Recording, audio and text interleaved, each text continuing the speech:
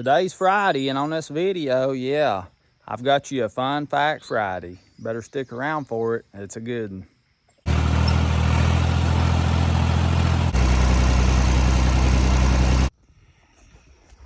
Well, I'm planting a cane for the sorghum molasses making cane, and this morning it was raining, or well, it was gonna rain early right after daylight, and I thought, boy, I better knock them weeds out down there in the bottom. So I come down here and run the disc through and throw some dirt up on the edge of my poly beds over there to seal them off good, and got all the weeds knocked out of this spot.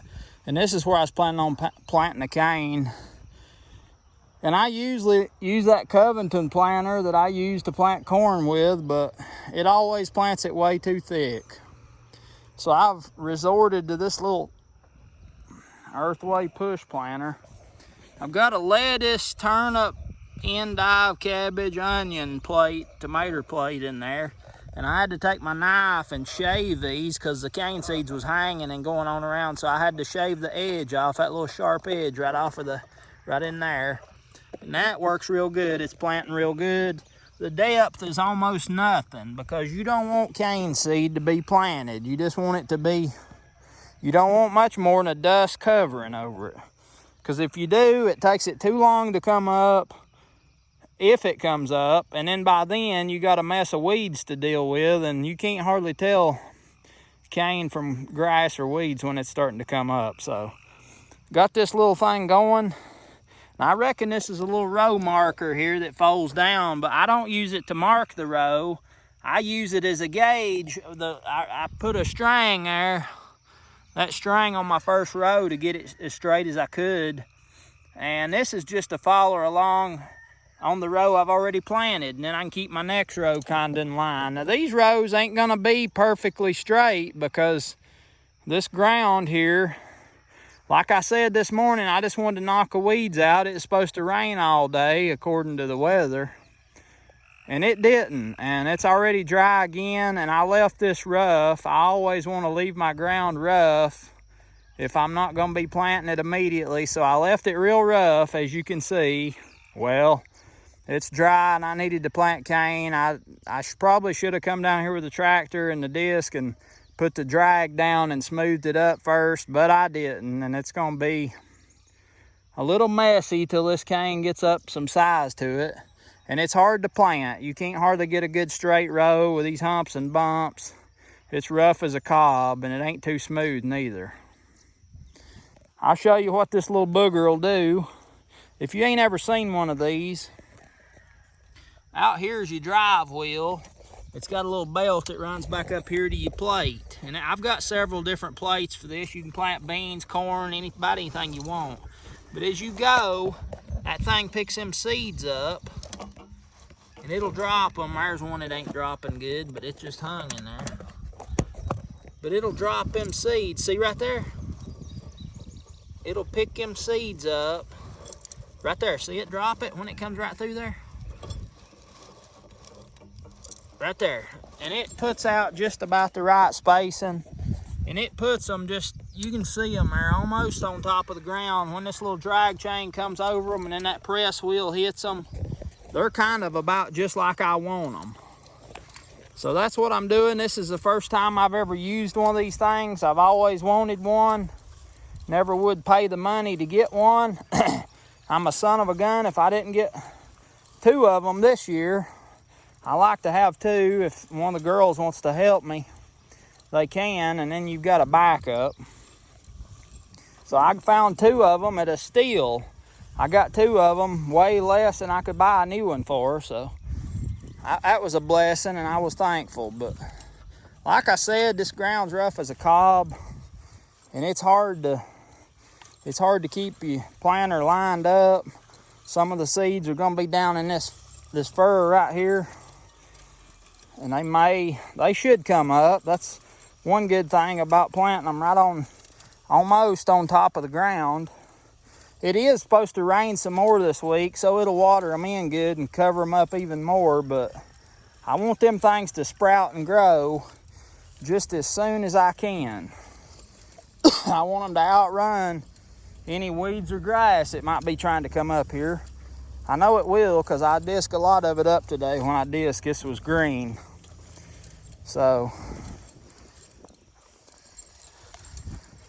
hopefully they'll come up good and quick.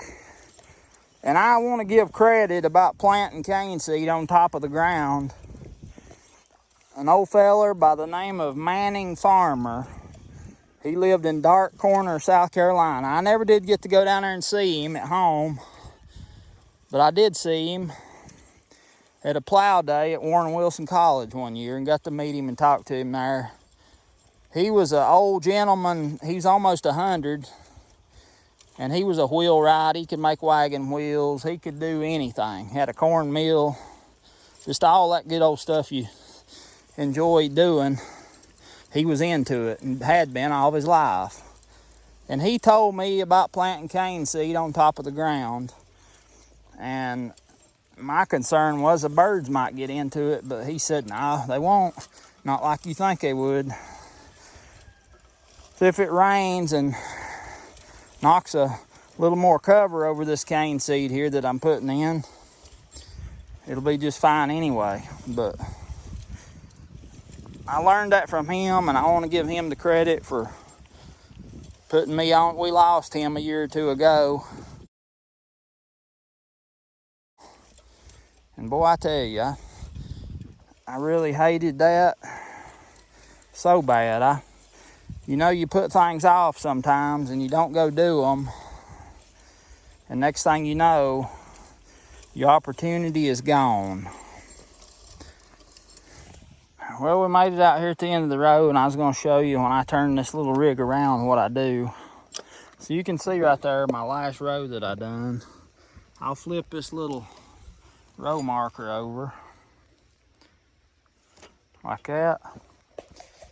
And the row marker, but I use it as a row gauge. And see, I just let that, I got a string here to keep it. This planter, I've noticed, if I lean it over like that more to where the seeds are more on the plate, it seems like it picks them up and works better. So I had to put this string on here to keep that row marker where I want it. But I just use that to keep that gauge right just on the inside or right over the row that I just made and go to it. It's a handy little booger. It'll drop them seeds as pretty as you please. I've heard a lot of good things about these things, never had used one, but by gosh, I'm loving this, and we'll see how it does when the cane comes up.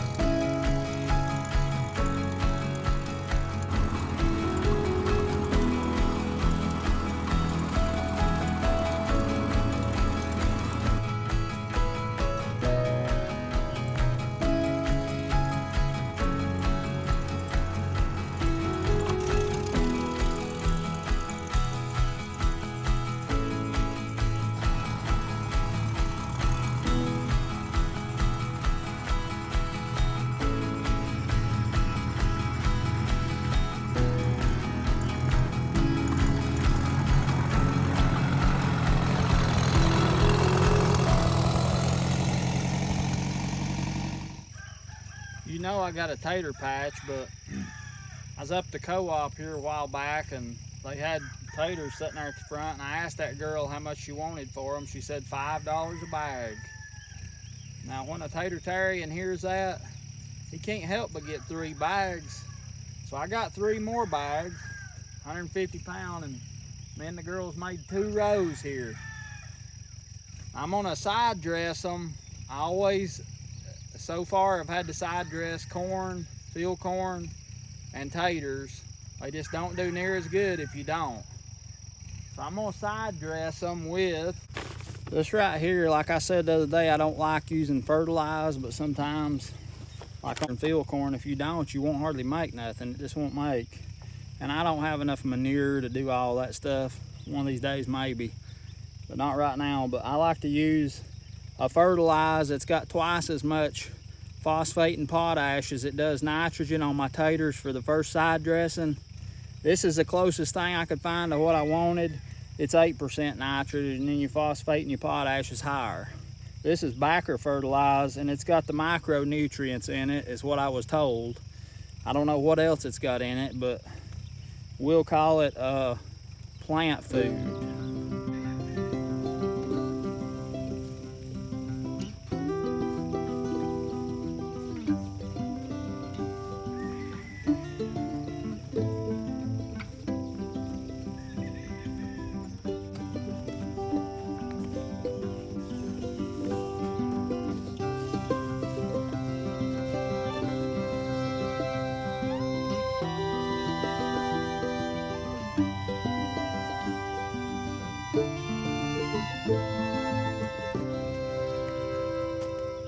I'm gonna get Alice over here to help me cover this and cultivate these weeds out of here.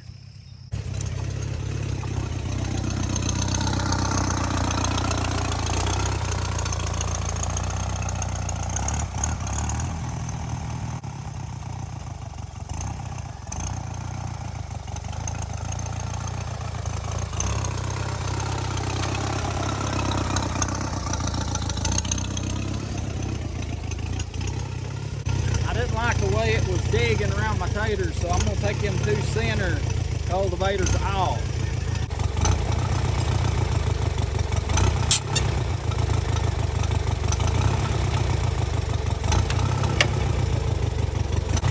I believe I'll try just taking that one off and see if I like how that does.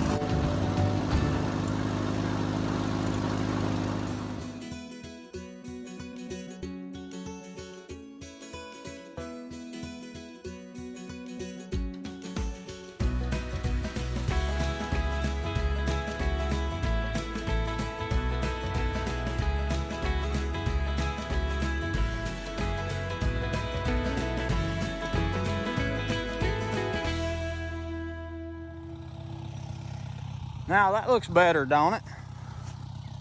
That's the way she's supposed to look. There may be a few weeds here and there. Me and Virginia will come down here one cool morning or cool evening. We'll knock out what few weeds are left in just a little while. Down here's them little Seminoles. They're really growing. Looking good. We got a bunch of them here at the bottom of the corn. Probably gonna come in on this bottom row of corn right here and plant some beans in it when it gets about knee high or a little better. Plant some beans in here and let them grow up. Climb that corn. That'll be kind of like three sisters here. We got our winter squash on the ground, growing out and covering the ground. Got our corn up here, and we're gonna have our beans on our corn. That's what you call three sisters. I like them every one too. They all good. Corn, beans, and squash. So that's what it looks like after it's cultivated and the weeds is knocked out. Nowadays, they buy their cultivation in a jug. Liquid cultivation. They just spray it on. They got their corn to where it don't know what death is. And they spray that cultivation on. And it kills the weeds and leaves the corn. But that's what they have to do. There's no way, I don't know how they could ever cultivate what it takes to keep everything moving. Probably wouldn't be possible. But anyway, that's what we done, that's what we got. She's looking good, growing, growing, growing, growing.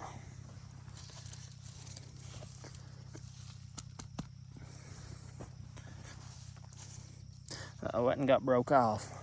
Once in a while you have a clod roll over or something and do that. But all the good that this does as fast as it does, that ain't hurting nothing. It'll just feed the microbes, won't it? Just feed the baby microbes. That's what makes everything grow. Little microbes.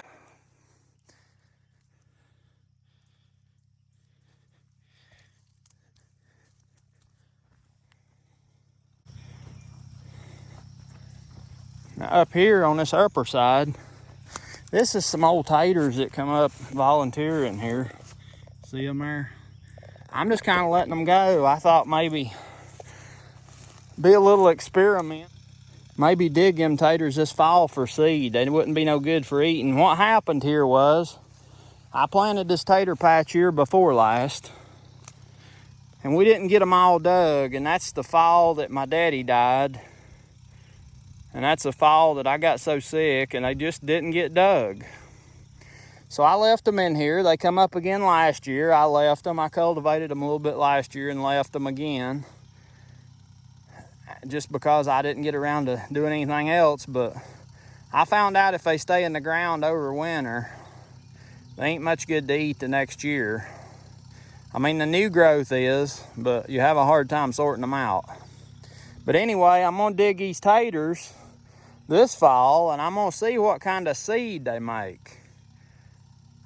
Of course, the plants are kind of choked out by these weeds. I don't know what effect that'll have on the seed taters, but I'm hoping to get a few minutes to get in here with the scythe fairly soon and mow all these weeds down and leave the taters standing.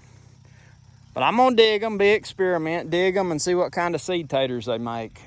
Up here in this patch, we've got more Seminole squash. We got 2 rows of them. You watched me plant them probably. Up there. Gotta move slow, not make you seasick. Or V-sick, I guess you could say. Right here, this hill, we've got some milkweed growing up with our Seminoles right here. And I always try to leave that milkweed. They say the butterflies eat it. So we're growing winter squash and feeding butterflies all in the same crop. Now, ain't that something?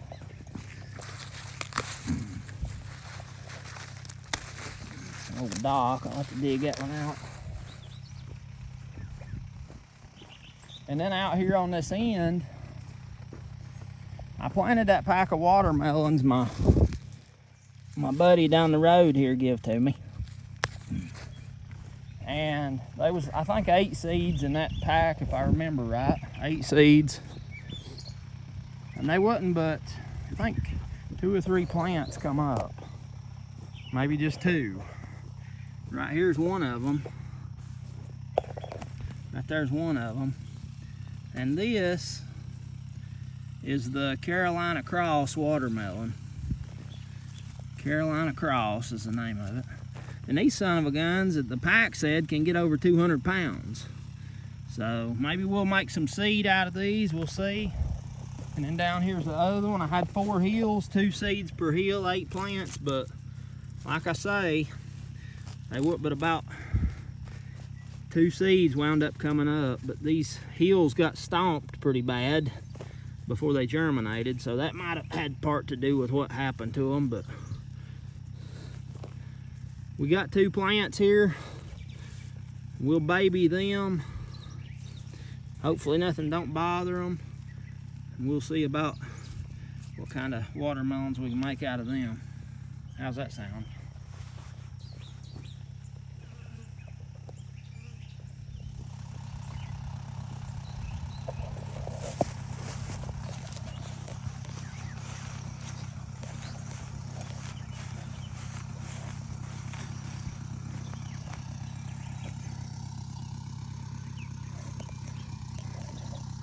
Got this done. It's time to go back to her arms now.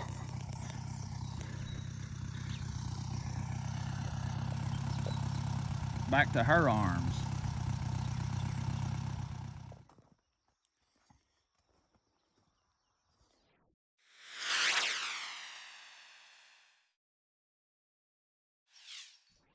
Over here's where me and Charlotte planted the cane. You can see it just you can see it just barely coming up in certain spots. You can see a little bit. See if I can show you here. Right there's one. There's one there, but it's hard to point out right there. Right there in the center of the screen, that's some of it. Some of it come up real good. We planted it with a push planter, like I showed you, and it's I planted it as shallow as I could so it'd get a good start and not get weeded out, but we had some hard rain right after that, so just have to wait on it and see what it does. Right here's my backup. One of my backup bean patches. My sister wanted some beans this year and I was growing a few extra for her. That's one of my backup bean patches right here, a couple rows. And then this is that Tater-tarian special, 150 pounds of taters that me and the girls planted. Yeah, I can hear them boys now out there in Jonathan's Valley and up there in the edge of Virginia hollering about how crooked my rows are. I can hear them now. I laid these off by hand with a Duc Plow, walking backwards. And you know, it's hard to keep a straight line when you're walking backwards, but if you look, I kind of got better as I went, see, you can tell there. But anyway, it's some wild pepper here that I found. Somebody set it outside someplace I went, giving it away for free. There was 2 of them, and one of them got bit off probably by a deer. I can't remember what this thing is, but we're gonna see what it makes. I guess it's the best looking pepper we got so far. And right here we got some Cushaw winter squash, big old green striped Cushaws. I hope they do good. I decided to use this row cover plastic this year to save some time on cultivating, which I guess overall it will save some time and it should help this stuff to grow a lot better. Now these right here, this is our watermelons. Got 2 rows of them here. And they're doing good after they got started. They're doing real good. You can see over here, look at these big babies.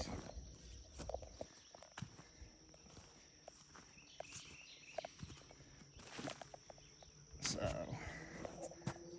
I'm hoping that they do good. I know a lot of people that likes watermelon. This corn, don't you look at this stuff. You can see it's almost chest high on me here. Some of it is chest high. We still got a few weeds even after cultivating. Some of the weeds slipped by every time I got ready to cultivate it. Well, every time I got close to ready to wanting to cultivate, here come a big rain, and it's something like this in a bottom land like this, if you don't get it done when the getting's good, you won't get it most of the time. That's just the way it works. We'll come through here. I got another tool I may throw in here and knock some of these weeds out. This corn's doing great. It's real spotty because I planted it early. You can see right through there how empty it is. I thought about coming back in there and planting something to fill that. I don't know if I will or not. I might. And this is that good old 8-row Hickory King. Boy, you talk about making the cornmeal and grits. Walk over here and I'll show you one more thing. Now right here, some volunteer buckwheat that I had in here for my sorghum. It's volunteer buckwheat. Look how pretty. And there's several stalks of it in here. Some of them just survived when I cultivated, and I like to see them growing. And like me and my buddy of mine was talking the other day, buckwheat can become a weed if you let it get out of hand, but after I cultivated, there's just enough of it in here to pretty things up a little bit. Give a little diversity, I guess you could say.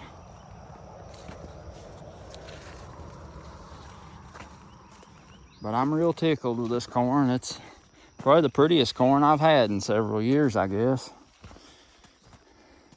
And these deers, they're being so nice and respectful. Look here, walking right down the outside row. Ain't bothering nothing. I mean, I'm glad they finally learned some manners. I've been working on them for a few years. It's that time of day. It's time for Fun Fact Friday. Because this day and time, facts are hard to come by. And I've come across a good one I wanted to share with you. I think you're really going to enjoy it. I'm sure y'all have heard about how water swirls one direction on this side of the equator and a different direction on the other side of the equator. Well, here in the northern hemisphere, it swirls clockwise. And in the southern hemisphere, it swirls counterclockwise. That's to do with the Earth's rotation, gravitational pull, and just how God set it up. But do you know that there's also an effect on your garden? Did you know that? I'm going to show you what it is. I think I shared this one a long time ago, but there's probably a lot of people here that hadn't seen it or heard about it, and I wanted to share it with them. Now down here in the bean rows, if you're looking down on these beans, you can see this vine here running up. If you're looking down towards the earth, just like you're looking down in your kitchen sink, that water is swirling clockwise. Well, that's the same way these beans are curling around this string, clockwise. Have you ever noticed that? That's what they do. Every one of them's going the same way. Clockwise right on down. Ain't that interesting? I thought so. How do they know which way to go? Ooh, there's a bean bug. Take care of him right here and now. These bean bugs it's getting so thick that I can't get in here to get them now, but I may have to hit them with a little something they don't like.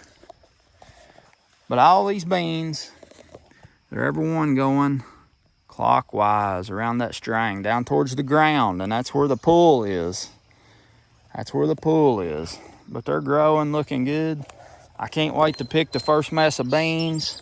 Me and the girls will get out the big pot, and we'll cook a big old pot, and we'll eat them for a few days.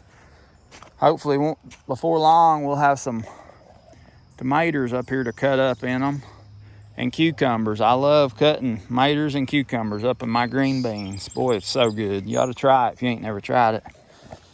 These beans, you know, they just, once they get up here and they get a hold of that string,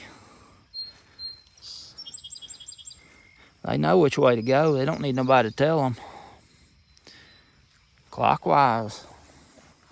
Hope you enjoyed this fun fact, and happy Friday.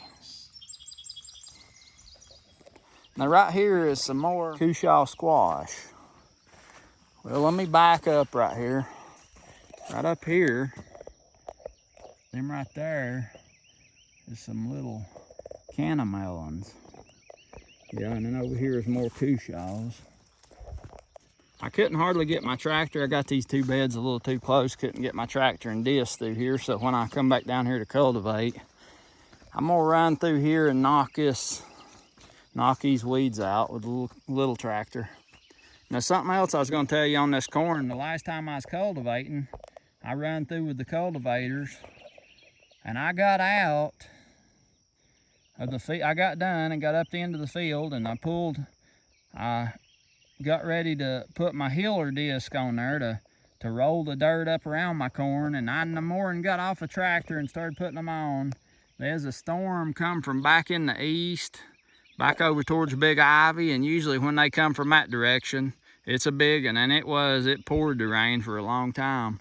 I had to run up here and get in the shed and with a little tractor and wait till it quit before I could get back to the house.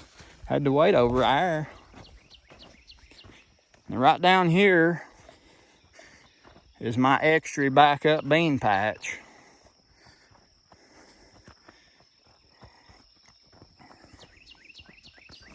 I may have told you before, I got my seed mixed up, so I don't know which beans is which. I planted some up the house in the main garden and some down here at the bottom. We'll know what they are at the end of this year. But these rows is pretty long. So we ought to have plenty of beans to can. Them girls, I tell you, they'd eat beans every day, probably. I'd be all right if they want to, because Lord willing, He lets them grow, we'll sure have them. I love these winter squash. I love to see them grow. And I love to eat them too.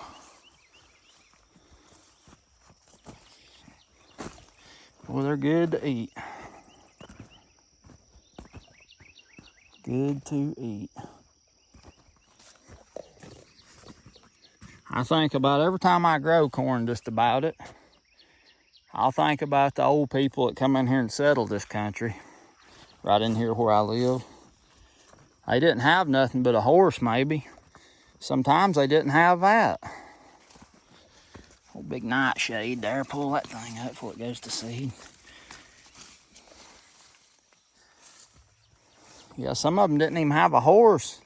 They had big grub hoes. They'd dig them out a living, out of the new ground, clear a new ground, and take an old big grub hoe and dig them up a garden, plant corn right there, right in the clearing there where they lived. I've seen pictures. An old log house, a cleared new ground, and corn growing all around it. I mean, that's just what they had to do to live. Look how pretty that is. Every time I grow corn, I think about that, what all they had to do just to survive. I set my butt here in the tractor seat and run up and down these rows cultivating with a big smile on my face, and I think, boy, oh boy, got it made, Justro.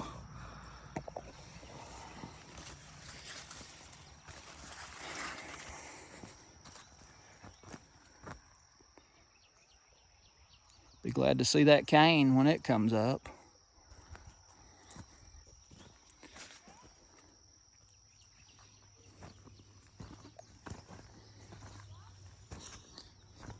Them girls, I don't know how many of these watermelons them girls will eat. They got a pretty good appetite for them. They can't out-eat their old pappy most of the time, though. Most of the time, they can't.